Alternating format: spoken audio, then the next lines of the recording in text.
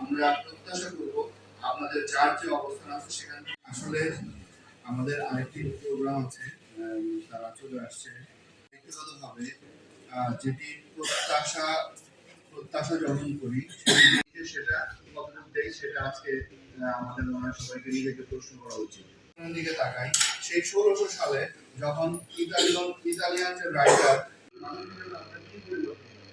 আমরা আমাদের যে সেই সিভিলাইজেশনের কতটুকু আমরা অর্জন করতে পেরেছি, আমরা ব্যক্তিগত কতটুকু পেরেছি।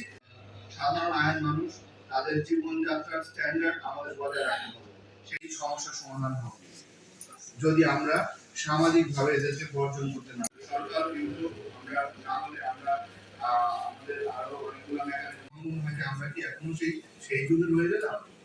আমাদের কি পরিবর্তন হলো আমাদের তাদের সকলকে ধন্যবাদ জানিয়ে আমাদের যে টাস্ক ফোর্সের আমাদের যে আহ্বায়ক